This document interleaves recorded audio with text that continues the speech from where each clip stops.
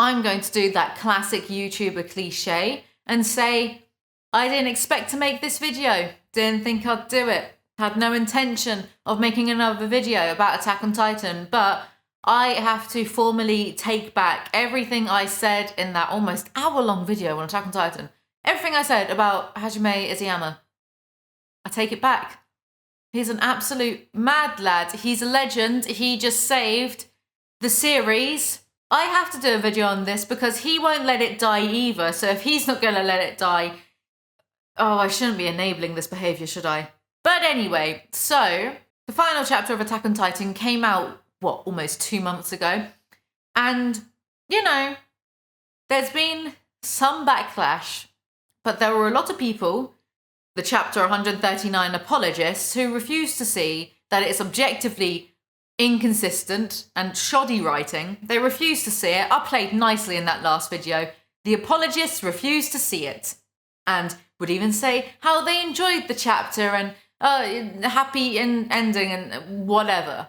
So Isayama clearly wasn't satisfied with this. So he released an extra 8 pages that's going to come out with the final volume, volume 34, to ruin it for even the apologists. So quite frankly, I'm happy about that. Good. I'm glad your ending got ruined by the 8 extra pages he added. He's a mad lad. I respect this. Let's go through, let's see. What did he add? Isayama himself says in an interview that he wasn't entirely satisfied with how he did chapter 139, not as if he's been working towards it for years. So he was adding the extra pages for a little bit more context. Mikasa sees Ymir. It was you this whole time, wasn't it? The one who was always peeking into my mind. At this point, Mikasa was the true main character of Attack on Titan, just so you're all caught up. Your love must have felt like a never-ending nightmare. All the lives that were taken can never be regained, but it's only because you brought your children into this world that I stand here today. So 2,000 years of torment, brutality, millions of people probably cumulatively killing each other. All right, no big deal, I guess, because, I'm here. Goodbye forever, Ymir. This conversation with Ymir adds nothing, solves nothing, means nothing, entirely redundant. He could have tried to tie up some plot holes with the 8 extra pages, but no, I'm just going to add in a bunch of nothing. Ymir doesn't even speak. Does nothing. Useless. Right, moving on. The final pages that he added have no dialogue, so that's amazing. No dialogue in an epilogue. It's Mikasa and is this Jean? Good for her.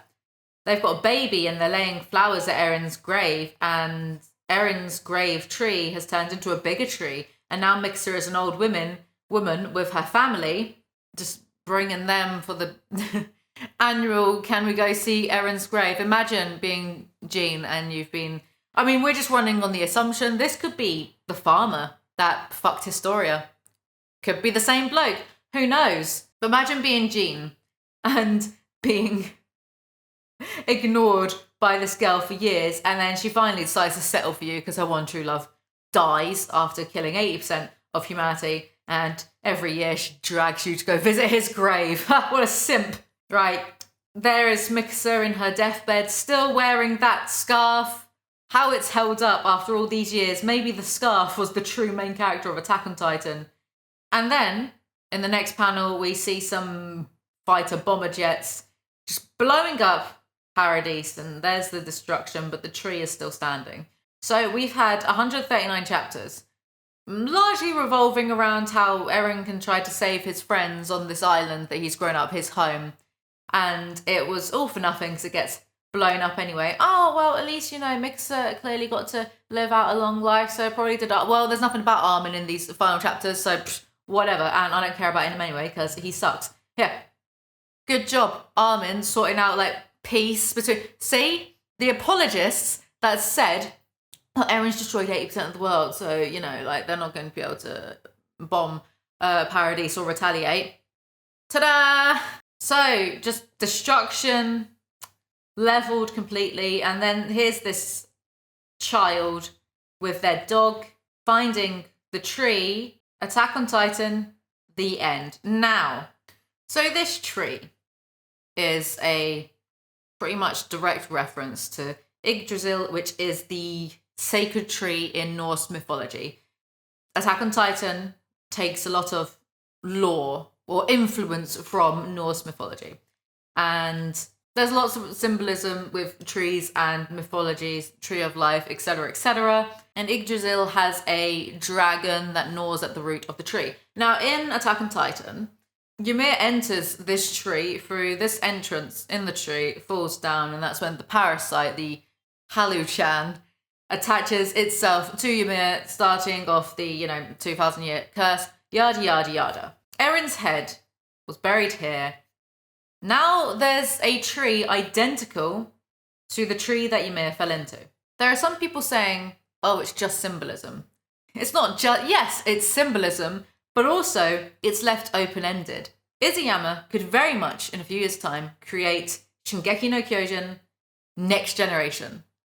This directly opens up for a sequel, a young child finding the tree. Oh, it's symbolic for like how the cycle of hate and violence just never ends. What was the point of Attack on Titan? What was the overarching point? Just violence never ends. Did we need 139 chapters of essentially nothing now, seeing as nothing got resolved?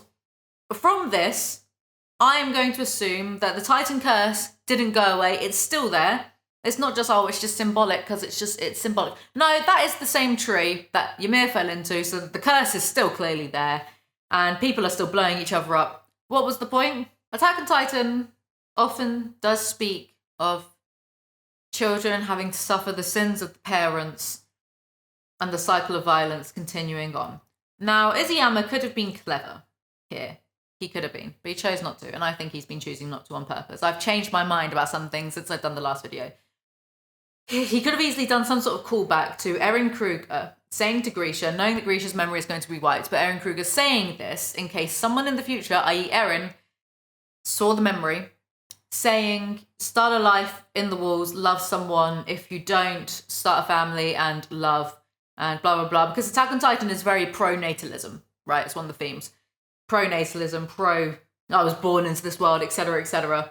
I'm going to live life. Eren Kruger saying, if you don't, we are doomed to repeat it, the same mistakes over and over again. There could have easily been a callback to this and some sort of subtle dig there at Eren for not doing that, supposedly, not having a family and having a child and loving someone properly to a full capability, and thus the cycle of violence has continued. But there's no reference to that. We just have to imagine that there is. To make this not entirely pointless. Now, I've changed my mind because I've thought more about things. I shouldn't be thinking any more about this bloody story, but I can't help it. It's just like a wreck that you can't look away from. I thought Isayama, he might be burnt out. That's why he's not. But some absolute mad lad really wrote a 50-page essay on the continuity issues between even chapter 138 and 139, and how 139 reads like satirical fan fiction because it just retcons, it doubles back on character motivations, backtracks completely, yada, yada, yada. It's just not good writing. To the point that Isayama is clearly a good writer. We've seen consistent good writing from him for a certain amount of years until this all kind of went a bit to shit, right? So for it to backtrack so much in the final chapter points towards it being deliberately written badly, on purpose, as if maybe Isayama had a different ending in mind, which we know he did have a different original ending. Maybe he did have to change it.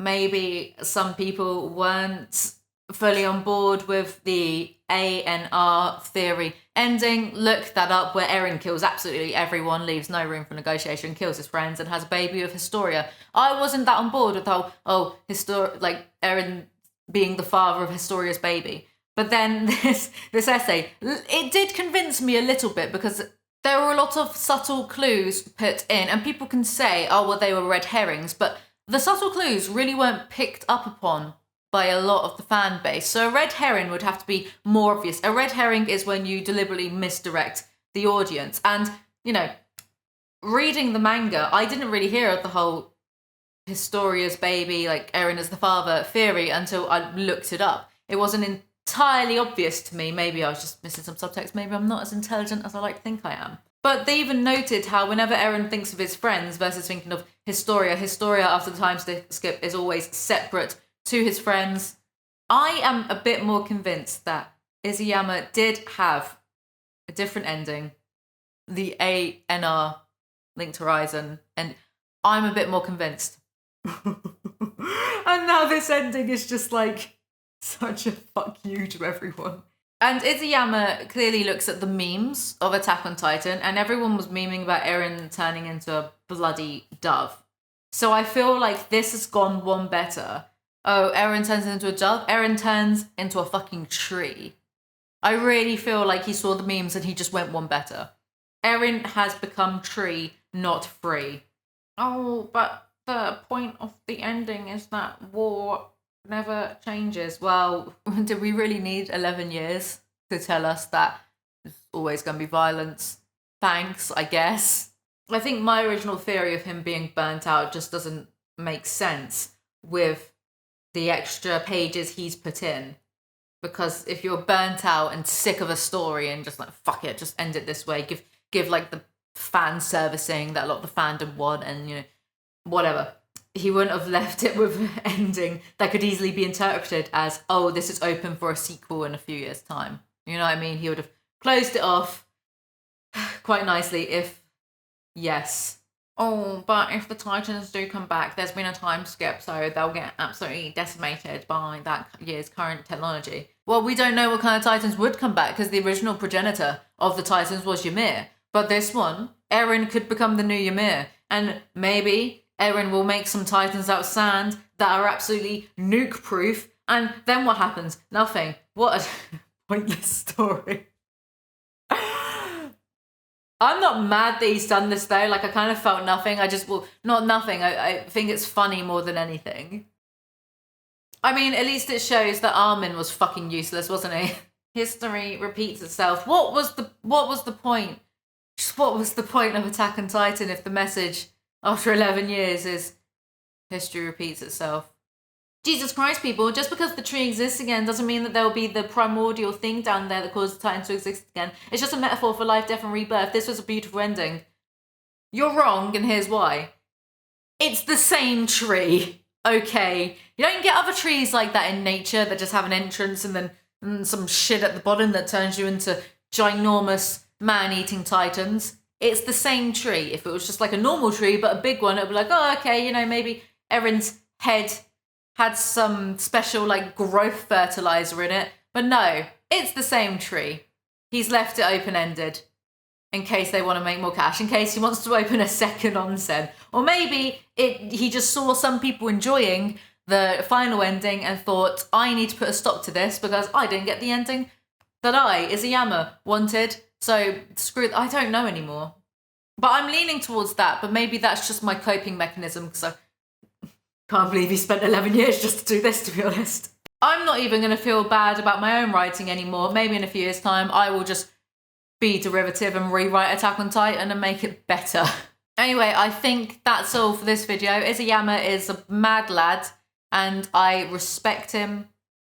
I think he might be the most underrated and greatest writer of this generation. Thank you, Isayama. Very cool. If you enjoyed this video, do remember to like, comment, subscribe. I make new videos whenever I feel like it. Follow me on Instagram and I'll see you guys next time. Bye!